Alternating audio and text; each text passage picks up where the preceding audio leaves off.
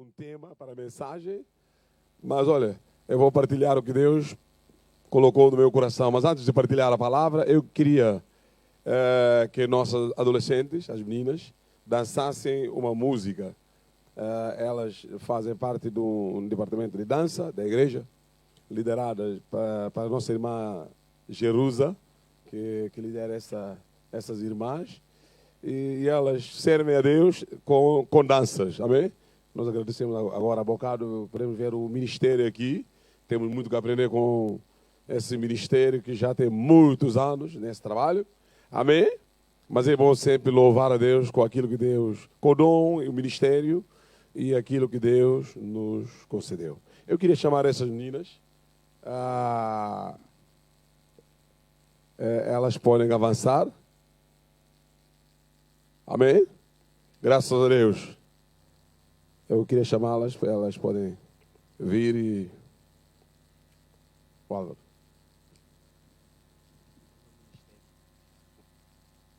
Obrigado.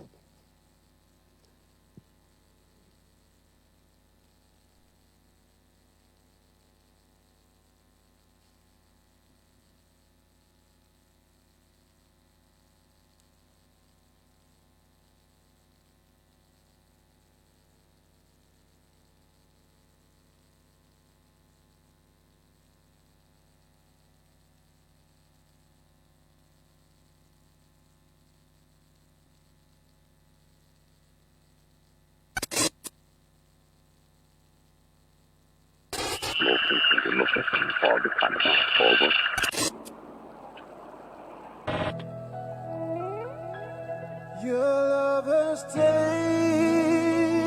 over me. Yes, I've learned to depend on you. I've got confidence in you. In you, oh Lord, I put my trust.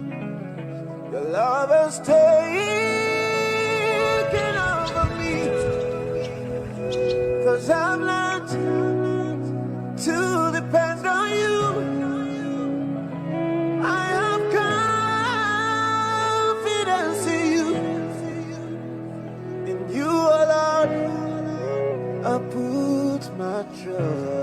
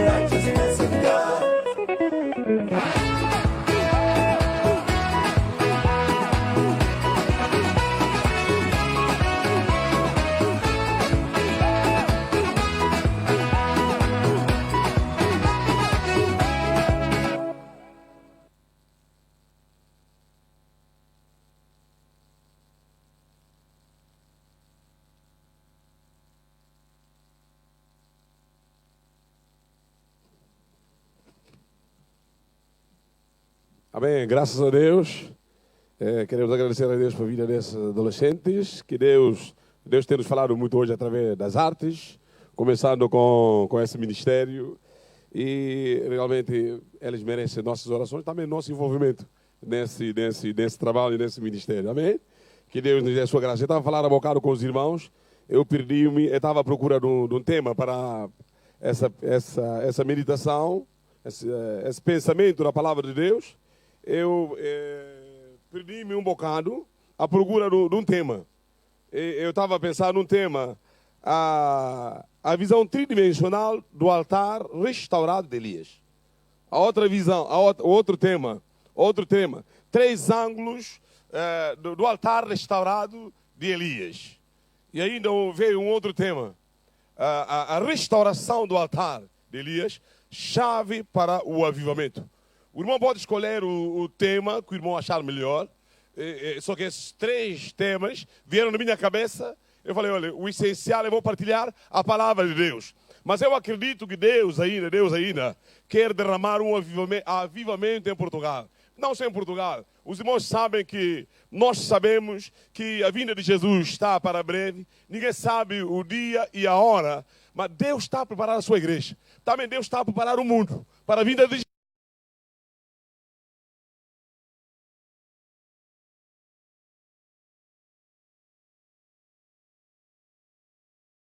E vamos deixar Deus usar a nossa vida na área que Ele quiser, como Ele quiser. Amém? Uns vão ser usados como Pedro. Os irmãos sabem a forma como Deus usou Pedro é tremendo, né? Até a sombra de Pedro, Deus usava a sombra de Pedro para curar muita gente. Mas com Tiago já não. Não, com Tiago não. Os irmãos conhecem muito bem a Bíblia. O Tiago, não é aquele Tiago. Claro, com aquele Tiago também não. Pode até ser.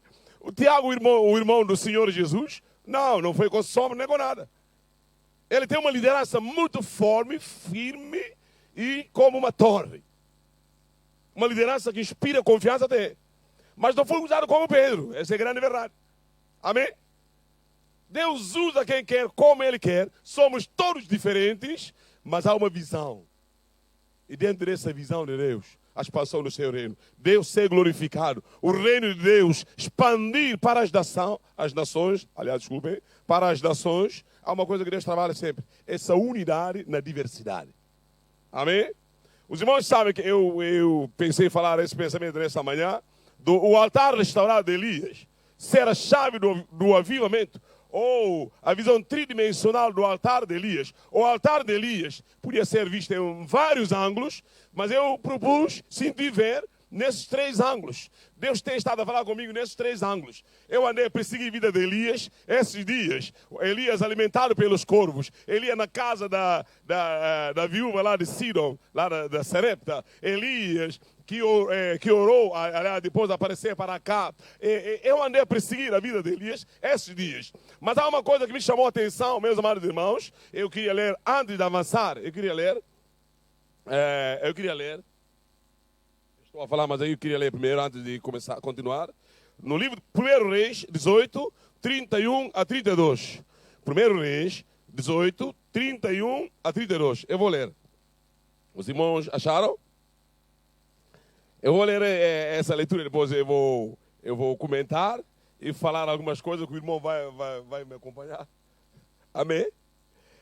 1 Reis, capítulo 18, versículo 31 a 32. Diz a Bíblia.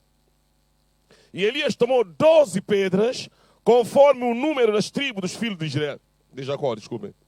Ao qual veio a palavra do Senhor, dizendo: Israel será o teu nome. E com aquelas pedras edificou o altar em nome do Senhor. Depois fez um rego em redor do altar, segundo a largura de 2 medidas de semente. Eu vou parar por aqui e depois vou continuar. Pai, obrigado pela tua palavra. Nós sabemos que a tua palavra é verdade. E a nossa oração, Deus, que o Senhor possa falar com cada um de nós esta manhã. Estamos aqui em torno da tua palavra. E o Senhor nos ama, nos amou com aquele amor eterno que revelaste na cruz de Calvário, em que Cristo morreu por nós, sendo nós ainda pecadores. E obrigado por essa salvação e essa graça que o Senhor nos tem dado. Nós podemos estar aqui nesta manhã para adorar, exaltar e glorificar o teu nome. Fala com cada um de nós, Senhor, no nome de Jesus. Amém. Os irmãos sabem, antes de avançar aqui nessa passagem que eu acabei de ler, que fala de Elias, restaurou o altar do Senhor. Eu voltava mais atrás, os irmãos conhecem muito bem a história. Quando o irmão vai ler, por exemplo, no livro de 1 Reis, capítulo 12, nós podemos observar naquele capítulo que aí houve uma divisão do reino. Os irmãos concordam comigo, né? Depois da morte de Salomão, como conhecemos a história, depois da Saul, o primeiro rei de Israel, morreu Saul, Deus levantou Davi. Depois da morte de Davi, Salomão. Mas diz a Bíblia, depois da morte de Salomão, seu filho Roboão, pronto, por causa da consequência do pecado lá de Salomão, a idolatria de Salomão, pronto, Deus havia profetizado que nos dias do seu filho, essa era Roboão, que Deus não rasgaria o reino, mas seria as consequências do pecado de Salomão, por causa de Davi, Deus não faria outras coisas, mas Deus permitiria algo, que a divisão do reino não seria nos dias de Salomão, mas seria nos dias de filho de Salomão. O irmão pode ver isso no capítulo 11 de 1 Reis. No capítulo 12 vai falar da divisão do reino. Por quando Salomão morre, o seu filho Roboão assumiu a liderança. Só que diz a Bíblia, os anciãos lá do norte, 10 tribos lá do norte, vieram e disseram para o jovem: alivia de nós o nosso jugo. Teu pai tinha posto um cargo pesado, um fardo pesado sobre nós. Alivia de nós esse fardo, esse jugo, assim te serviremos para todo sempre. Diz a Bíblia, encurtando a história, o jovem Roboão não deu ouvido aos conselheiros de seu pai e foi aconselhar com os jovens. E depois, conhecemos a história. Depois de 3 dias, voltaram para receber as respostas e sabemos, o dedo mínimo é maior do que o lombo do seu pai. Se o pai tinha castigado com açoites, com ele seria com escorpiões. Capítulo 12, leio isso no capítulo 12 do 1 Reis, e diz a Bíblia, 10 tribos naquele dia, que temos nós com a casa de Davi. 10 tribos subiram lá, ficaram lá para o norte, e um tribo de sul, tribo de sul é Reino do Sul, que a capital é Jerusalém, Reino do Sul é Judá, capital Jerusalém. Reino do Norte, Israel, capital Samaria. 10 tribos ficaram lá no norte e 2 tribos ficaram no sul, com capital em Jerusalém.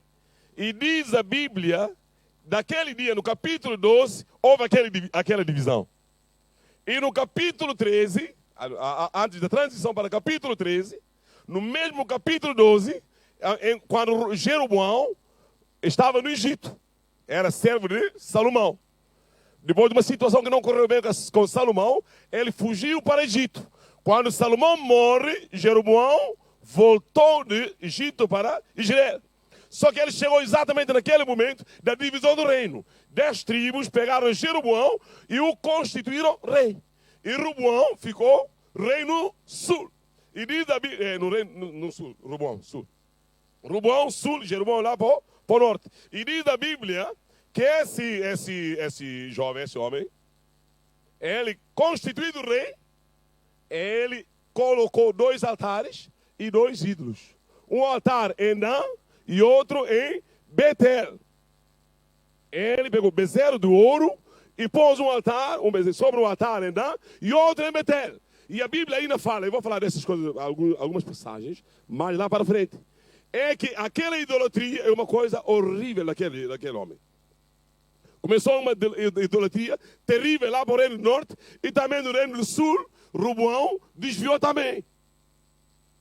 E meus amados irmãos, diz a Bíblia, chegou um momento no capítulo 13, Deus levanta um profeta no Reino do Sul para profetizar no Reino do Norte. E esse jovem chega lá no Reino do Norte e profetizou contra o altar. Né?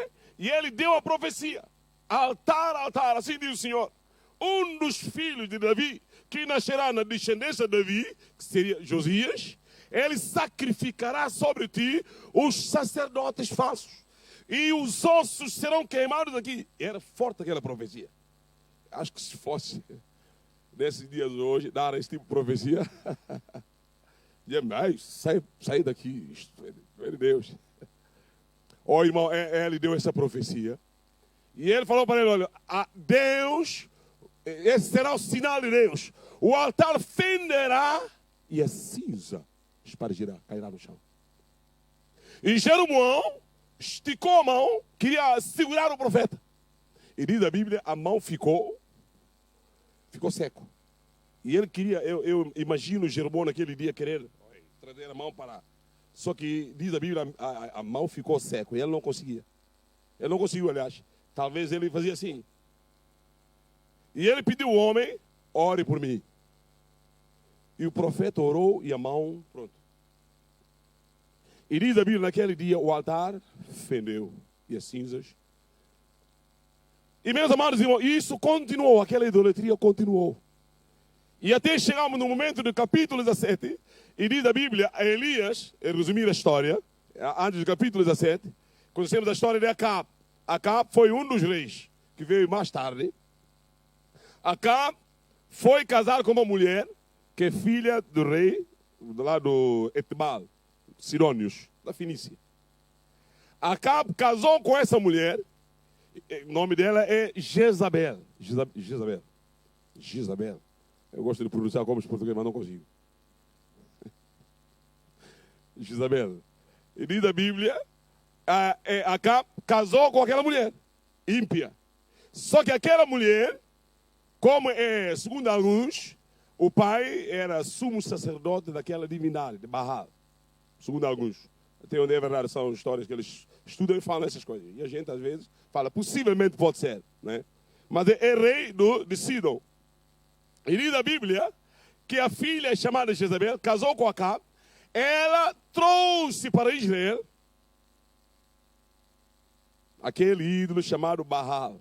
E não só Baal, como Astarote, ou Azerá, como eles dizem. E diz a Bíblia, ela trouxe aquilo, transportou aquilo para Israel e introduziu aquilo dentro do palácio. E nós conhecemos Êxodo 20, que diz, não terás outro Deus diante de mim. Não farás para ti imagem de escultura. Nem semelhança no céu, na terra, nem debaixo da terra. O mandamento, Êxodo 20, primeiros versículos, é exatamente esse mandamento. E esse jovem, que é um judeu, o rei Acabe, case, e ele transportou aqueles ídolos, a idolatria, para o palácio. E ele mesmo começou a adorar aqueles ídolos. Irmão, diz a Bíblia, ele não só trouxe aquele ídolo de Baal, mas também de Azerá. Para os sidônios, Azerá é uma deusa. Que Ezequiel capítulo 7 fala da rainha dos céus. Se queremos tipificar isso em Portugal, talvez podíamos dizer, Fátima. Pastor, isso não tem nada a ver. O diabo toma muitas formas. Os irmãos me perguntaram, será que as pessoas adoram Fátima, adoram alguma coisa?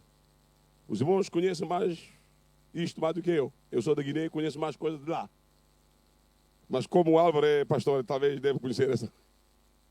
O Álvaro, achas que é uma adoração a uma deusa ou é só uma coisa de religião?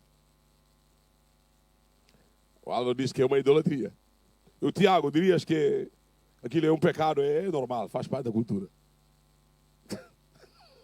Tiago diz que não diz nada, nem sim nem não, né, Tiago? Os irmãos sabem, Acabe casou com essa mulher e aquela transportou aquelas coisas para Israel. E os fenícios diziam assim que Baal é Deus deles, né? Deus da fertilidade. Para eles, Baal é que dava chuva, é que fazia trigo crescer bem, é que fazia os animais reproduzirem para os cananeus. E meus amados irmãos, essa mulher trouxe aquelas coisas para o palácio. E Acabe adorava também aquilo. E diz a Bíblia, mesmo Jezabel começou a perseguir os profetas e a matar profetas. Os que adoravam Deus verdadeiro, vivo e verdadeiro, ela perseguia e matava-os. Irmão, eu não sei, porque chegou o momento que Elias falou para Deus, mataram todos os teus profetas, só fiquei eu. Ele fala, não, ainda tenho 7.000 que não beijaram Baal. 7.000. E a nossa questão, nós todos que estamos aqui, imaginemos, por exemplo, se naqueles dias, em Israel, lá no Reino Norte, a população ali daquela região era tipo de 800.000 ou 1 milhão. Eu acredito que é mais. Porque só quando o povo saiu do Egito em direção a Canaã, só homens, aptos para a guerra, eram 600.000. Os anos passaram, muitos anos depois, né?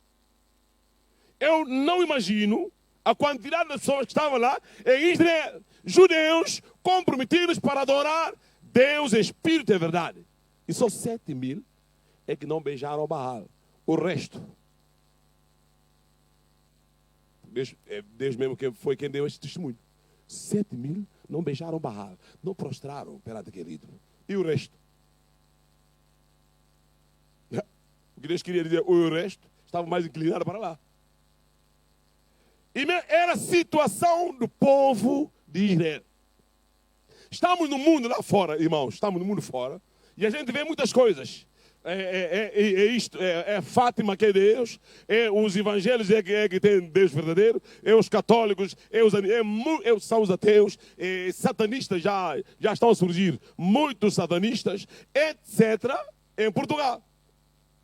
Mas nós acreditamos que há um povo aqui de Deus. E Deus conta contigo, conta comigo, conta com a sua igreja, como Elias, para marcar a diferença nesse mundo. Porque o mundo lá fora, eles estão como estão. Estão a cochear na fé. E meus amados irmãos, quando Elias profetizou que não haverá chuva, senão segundo a sua palavra, capítulo 17, de 1 Reis. E Deus falou, olha, sai-te daqui, vai para Ribeiro Requerite e fica-te lá, que eu ordenarei os corvos para te sustentarem. E Elias saiu e foi para Ribeiro de Querite. E conhecemos aquela história. Elias estava a ser sustentado, era sustentado pelos corvos. E ele bebia da água do ribeiro. Os corvos levavam pão e carne, todos os dias. Em outras palavras, abrindo um pequeno parênteses. Se Deus podia usar corvos para sustentar Elias, tu és maior e melhor do que corvos. Deus pode usar-te. E Deus quer usar a tua vida. Deus usou o corvo para alimentar Elias, sustentar Elias. Deus quer usar-te para sustentar muitas pessoas que estão a morrer de fome de Deus, sem Deus e sem salvação, perdidos aqui em Portugal. Deus conta contigo. Deus conta com o teu potencial. Deus conta com o teu ministério. Deus foi quem te criou. Deus foi quem te salvou. E Ele quer usar a tua vida. E abra o teu coração e diga, Deus, eis-me aqui. Envia-me a mim, sim, usa-me, Senhor. Eu estou disponível nas tuas mãos, Senhor. Para ser usados, para marcar, para transformar o quadro aqui de Portugal. Meus amados irmãos, Elias fugiu, ficou lá e foi sustentado pelos corvos. E diz a Bíblia no capítulo, depois de muito tempo que Elias ausentou, 3 anos e tal, 3 anos e 6 meses, a chuva não choveu. Não choveu durante aqueles dias. E depois Deus apareceu para Elias, que estava na casa da viúva de Sarepta, em Sidom. Deus fala para ele, capítulo 18, versículo 1. Deus falou para Elias. Eu vou ler essa passagem. Vamos ver, antes de avançar. E sucedeu, depois de muitos dias, a palavra do Senhor veio a Elias do 3º ano, dizendo, vai e mostra-te a Acabe, porque darei chuva sobre a terra. E foi Elias mostrar-se a Acabe. E a fome era extrema em Samaria. E meus amados irmãos, Elias, veio a palavra do Senhor, Elias obedeceu e foi apresentar-se para Acabe. E diz a Bíblia, meus amados irmãos, claro, primeiro ele encontrou Obadias. Queria dar recado para Obadias. Obadias falou, homem, eu não farei isso. Eu posso fazer isso. Com todo respeito, eu o reconheço como um homem de Deus. Mas se eu fosse falar com Acabe, imagina o Espírito do Senhor tomar-te agora e levar para um outro lado. E Acabe não encontrar contigo. esse homem, quando profetizaste, ele andou à tua procura em toda a nação. E ele obrigava as pessoas a jurarem que realmente não te encontraram. Ele queria matar-te. E meus amados irmãos, depois foi levado o recado para cá. E a Elias apareceu também para cá. E Elias falou para cá, eu desafio aqueles 450 profetas que comem na tua mesa. Elias desafiou-os para encontrarem no Monte Carmelo, para provarem quem realmente era Deus de verdade. Se é Baal ou se é Deus que fez os céus e a terra, o mar e todas as coisas. Então Elias desafiou Acabe para encontrar com os profetas, e Acabe foi e fez o que Elias disse. E diz a Bíblia, nesse desafio, Elias disse assim: eles, profeta Baal, vamos poder ler essa passagem no capítulo 18, 1 Reis, versículos 22 até versículo 42. É uma vasta leitura, que eu não vou ler, por causa também do meu tempo. Os irmãos vão me compreender nesse sentido. Mas a Bíblia, a história, o que temos aqui na Bíblia, Elias falou para os profetas de Baal, versículo 25, escolhei para vós um dos bezerros e preparai o primeiro, porque sois muitos, invocai o nome do vosso Deus e não lhe metais fogo. Então, profetas de Baal, que eram 450, mais 400 de Azerá, que é aquela deusa dos fenícios, os dois são divindades lá do povo fenício, aqueles ímpios. E Elias os desafiou: tragam 2 bezerros, um para eles e um para mim.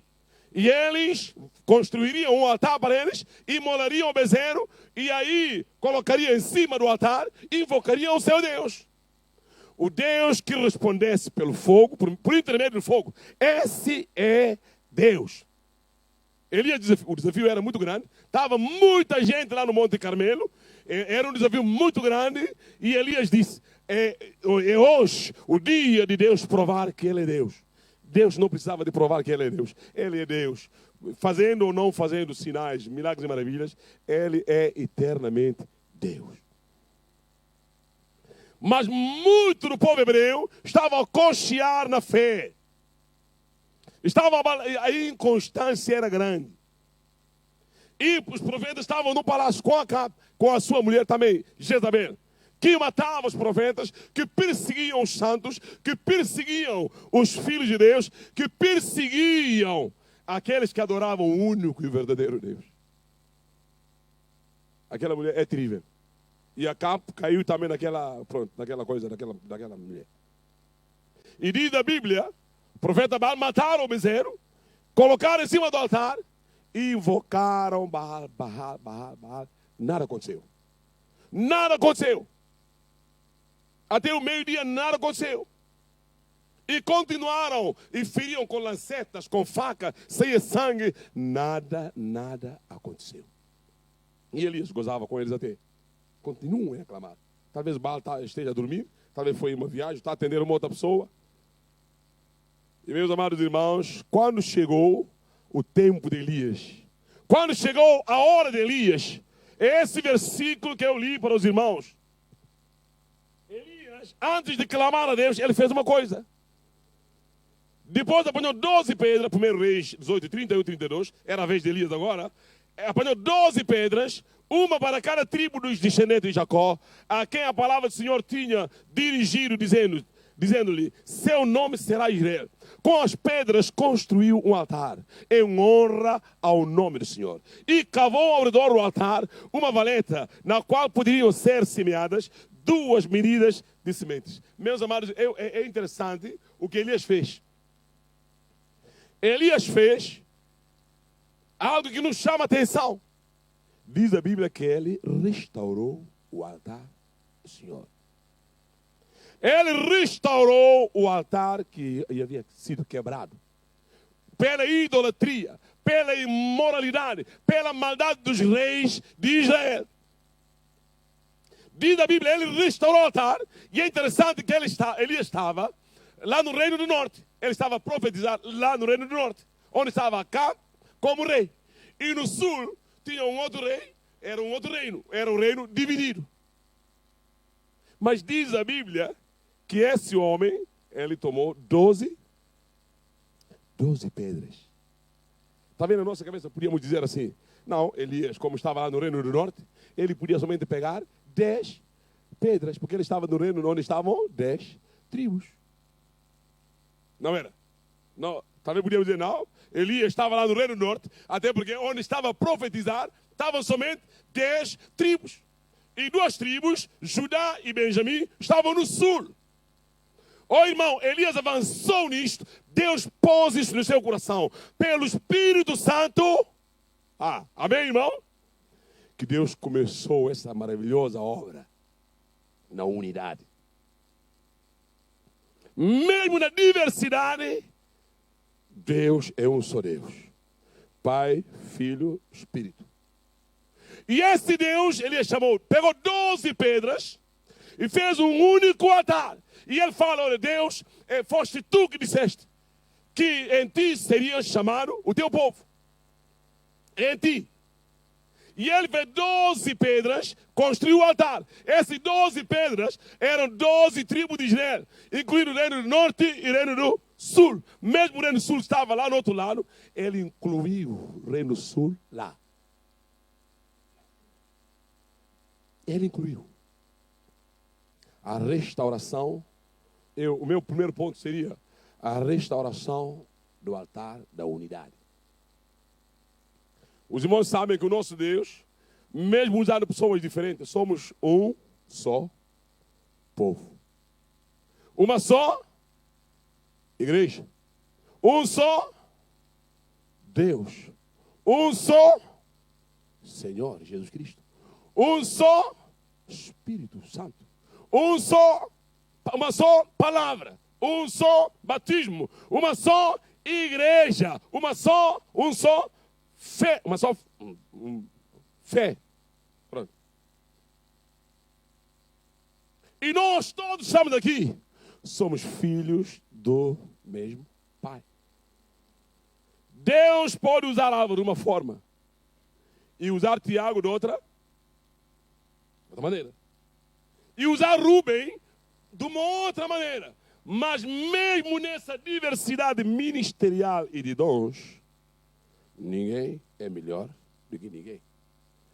Todavia estamos debaixo de uma liderança representada pelo pastor Antônio Gonçalves, que é nosso líder e pai espiritual. Deus pode usá-lo de uma forma, Deus pode usar a irmã de uma outra forma. Nós estamos debaixo de uma liderança. Mas com diversidade ministerial e dom, somos um só. Amém? Eu falei do Tiago, né? Podia falar do Pedro, podia falar do Paulo e de outros. Todos eles foram diferentes. Mas trabalharam com um único alvo. Glorificar a Deus e a extensão do seu reino. Na diversidade ministerial e dos dons. Deixa Deus usar-te. Com milagres, sinais e maravilhas. Mas respeitamos a liderança que nos lideram. E respeitamos outros dons e ministérios. E o nosso trabalho como a igreja é apoiar essa liderança, essa unidade, essa visão. O meu partido não é A, nem B, nem X, nem J. O meu partido é Jesus Cristo e os líderes que ele escolheu. Os irmãos sabem que a Guiné-Bissau, os irmãos todos sabem da Guiné-Bissau, é um dos países mais pobres do mundo. Mas a Guiné não tem razão de ser um dos países mais pobres do mundo, porque eu conheço a Guiné, mais do que os irmãos que estão aqui. O Álvaro já foi lá, ele sabe. Né? Nós temos mais de 80 cadeias de ilhas, mais do que todo o Cabo Verde. Nós temos espécies raras no mundo. Tartarugas e não só, muitas espécies raras no mundo. Qualidades de peixe, primeira, que são comidos aqui na Europa, boa parte vem da Guiné. E nós comemos nada. É verdade, é verdade. E não é que os guineenses não temos pessoas que formaram aqui em Portugal. Temos muitas pessoas que formaram aqui em Portugal, são doutores. Um dos maiores vultos no CPLP a nível de direitos é guineense, Emílio Cafes Costa. Volume do livro do homem. Esse aqui é Portugal. Um dos mais respeitados aqui. Eu respeito todos os palopes, mas a nível de direito constitucional, não é toda a gente que tem coragem de falar com aquele cara. E na Guiné é rejeitado. Sabe por que essas coisas acontecem? Por causa da divisão na Guiné. 45 anos a sofrer por causa da divisão. Eu sou o Balanta, os Balantas são mais corajosos na guerra. Eu sou o Papel, nós é que somos donos de Bissau. Os irmãos sabem que eu sou de Bissau. Os meus avós eram régulos lá em Bissau. Os meus avós é que venderam portugueses aquela fortaleza da Mura. E Bissau tem nome do meu tribo. Mas eu ficaria com aquilo orgulhoso, somos os melhores aqui. Não. Um dos maiores e grandes generais que passaram na luta da libertação, boa parte foram da minha tribo. Mas boa parte também foram de outras tribos. Mas a gente ficava naquela. A guerra que está lá, a minha tribo é melhor. O meu tribo não tem nada a ver com o teu tribo. É guerra, é papel, é quem manda. Os balantas são mais corajosos. Os bijagós sabem mais dançar. Os manjacos é uma guerra entre tribos. 45 anos na divisão. E chegaram outra divisão. Eu sou do PGC, és do PRS. Esse é do PUSI, esse é de J não sei o quê. E ficamos à deriva 45 anos. Sem dar um passo. E com recursos, não só humanos e outros recursos que têm lá, aliás, para fazer o país andar. E não anda. Porque o povo dividido contra si mesmo. Foi Jesus que disse. Todo reino dividido contra si mesmo. Ela avança. Não. Mesmo Angola, que é um potencial na África, por causa daquelas divisões que eles podiam também dizer. E outros estão aqui. Alguém disse, desde que o diabo descobriu que o inimigo da unidade é divisão, o inimigo do progresso é divisão, ele estrategicamente, de uma forma subtil, lança divisão. Eu vejo cor-de-rosa, o irmão vê amarelo, nós não podemos entender sim. Posso até ser daltônico até. Mas podemos entender, porque estamos em Cristo, temos dons diferentes, temos estruturas diferentes, há espaço para sermos unidos e respeitarmos uma liderança que Deus pôs no nosso meio. Amém? Porque quando nós andamos, Elias fez isso. Roboão e Jeroboão foram os que causaram a divisão. Mas Deus não está dividido. Deus não está dividido. Deus não está e nunca estará dividido. E a forma como Deus trabalha, ele começa sempre nesse capítulo. De unir-nos. Ligar-nos. E noutra palavra podemos dizer, estamos divididos. Não, eu acredito que estamos unidos. Como é que eu acredito e sei que estamos unidos? Estamos unidos porque somos lavados pelo sangue de Jesus. Estamos aqui unidos porque Jesus é o nosso Senhor. Estamos unidos porque Deus é nosso Pai. Estamos unidos porque nós somos família. Em Cristo Jesus. Amém? Elias restaurou o altar da unidade. Diz a Bíblia, oh, quão bom e quão suave é que os irmãos vivam em união. Primeiro carta de Paulo aos Coríntios, capítulo 12, ele vai falar da unidade, capítulo 12, versículo 12 a 31, ele fala da unidade. E na unidade, na diversidade. Mesmo Deus profetizou em Ezequiel 37, 19 a 23, que ele faria isso. E ele nunca mais seria duas nações, mas uma só nação. E ele será o seu Deus. Elias também restaurou o altar da santidade. Com pedras construiu o altar em honra ao nome do Senhor. Os irmãos conhecem muito bem a história, que mesmo Jeroboão construiu o altar e pôs ídolos, Acá levou depois Baal e Azerá, divindades que não tem nada a ver com Deus. O pior ainda, ele pegou sacerdotes, no caso de Jeroboão, tomou sacerdotes que não eram da tribo de Levi. Ele fez uma coisa horrível, mudou as datas, mudou o altar, mudou a adoração, mudou tudo, para mal. Elias restaurou um altar, diz a Bíblia que ele fez um altar para a honra do Senhor. Fez um altar separado da maldade, separado da falsidade, separado da idolatria e consagrado para Deus. Deus é digno de toda glória, louvor e adoração. É um Deus santo. Isaías diz que ele viu o Senhor assentado no seu alto e sublime trono. Isaías 6.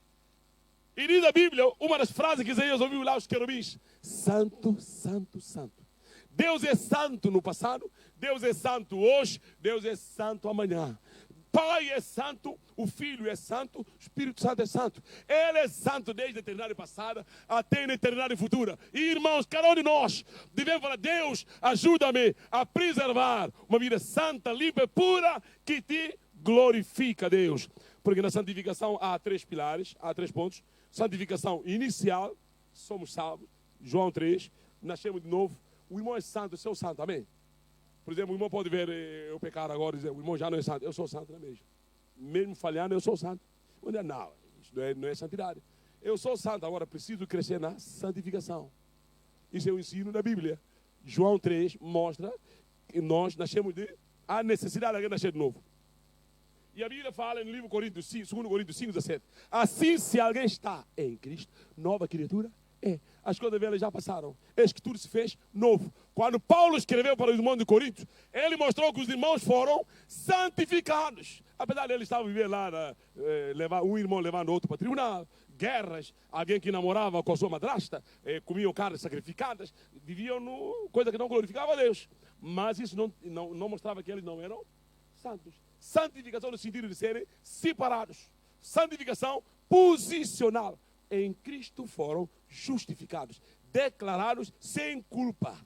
E eles foram santos. Agora precisavam crescer, precisavam melhorar, precisavam progredir, precisavam avançar, desenvolver a salvação. Cada dia ser mais santo.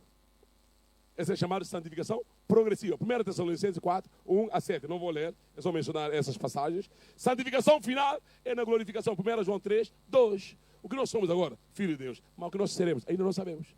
Mas seremos semelhantes a Jesus.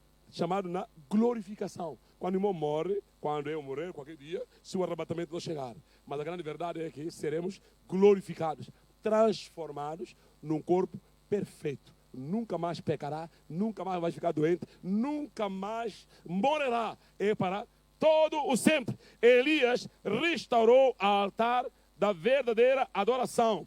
E ele tinha desviado da verdadeira adoração, só pertence a Deus, para bezerro do ouro, Baal e outras divindades, Azerá e outros. Mas Elias restaurou esse altar, matou o bezerro e pôs sobre aquele altar.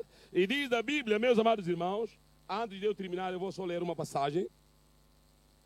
Antes de terminar, eu sei que já... Com pedras construiu o altar em honra ao nome do Senhor. 1 Reis 18, 32. Elias restaurou o altar da verdadeira adoração. Depois de aconselhar o rei,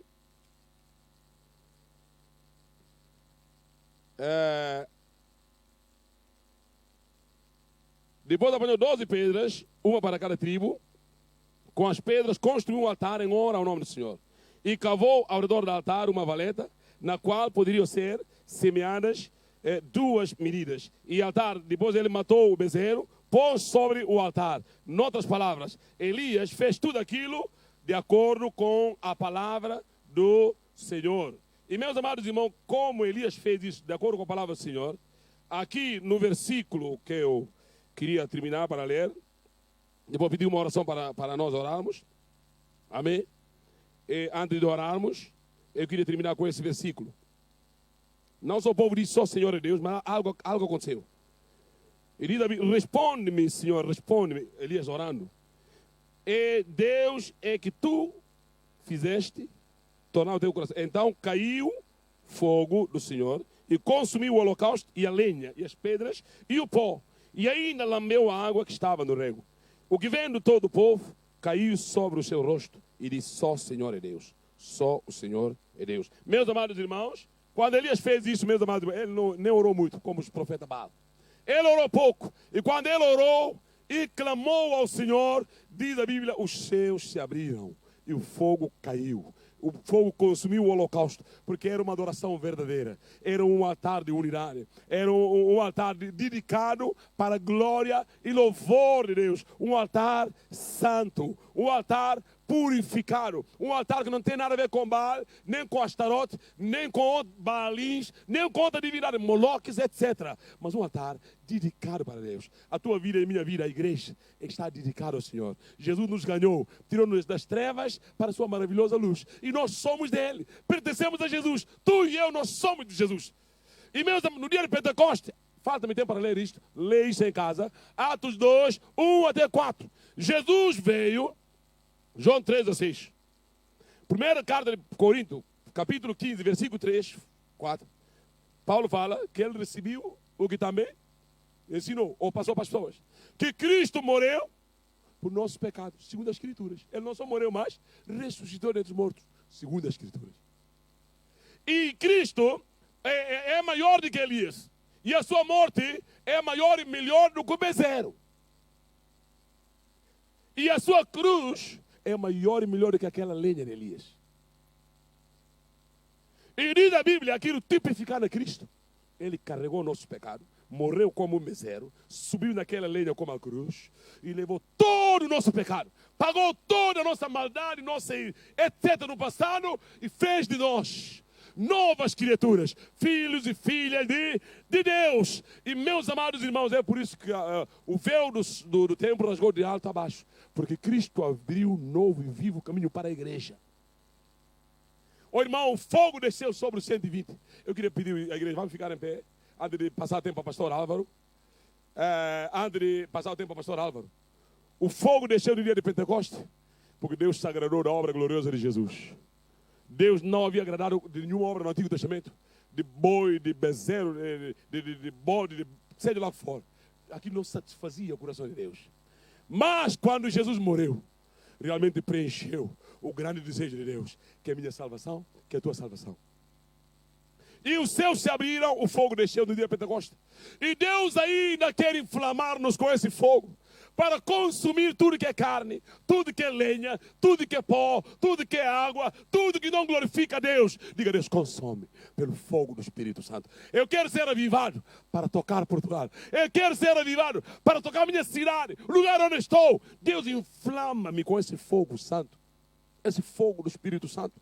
O céu está aberto, não por nossas obras, nem por nada, mas é pela obra de Jesus Cristo na cruz de Calvário. Eu queria um minuto de clamor, enquanto o pastor Álvaro pode vir tomar o micro e reforçar essa oração, mas eu queria os teus olhos fechados. Pai, em nome de Jesus, nós estamos aqui nesta manhã, Deus, nesta tarde. Nós sabemos e cremos em Ti, Deus. Obrigado, Jesus, pela Tua morte na cruz de Calvário. És maior e melhor do que aquele bezerro de Elias. A tua cruz não se compara com aquela lenha de Elias. Deus, obrigado, Jesus, pela tua morte e ressurreição. E como nos salvaste, Deus? O Senhor quer inflamar-nos, como naquele dia de Pentecostes. O Senhor quer avivar-nos, Senhor, ó Deus, com o teu fogo santo. Salamanda, Yocoloma, Síria. Venha sobre nós, Senhor, e consome tudo que não vem de Ti em nós. Que vivas somente Tu, Jesus, em nós, no poder do Teu Espírito Santo. Inflama este Portugal. Sabemos que muita gente está a adorar a Fátima, estão a adorar a rainha, aquela rainha dos céus, que é para eles. E outros adoram demônios. E outros adoram a si mesmo. Outros adoram outras coisas, Senhor. E o Senhor conta conosco como aqueles 120 que estavam reunidos no cenáculo, inflamados, Senhor, cheio do Teu fogo, e proclamaram o Evangelho. E queremos ser o Elias desses dias. Queremos ser o Pedro desses dias. Queremos ser o Tiago desses dias. Os homens e mulheres que usaste naqueles dias para inflamar nações, para avivar nações. Conta, nós estamos aqui disponíveis, Senhor, diante de Ti. Em nome de Jesus. Amém, amém. Pastor Álvaro. Deus, e nós queremos mesmo pedir, Pai, que Tu perdoes também a nossa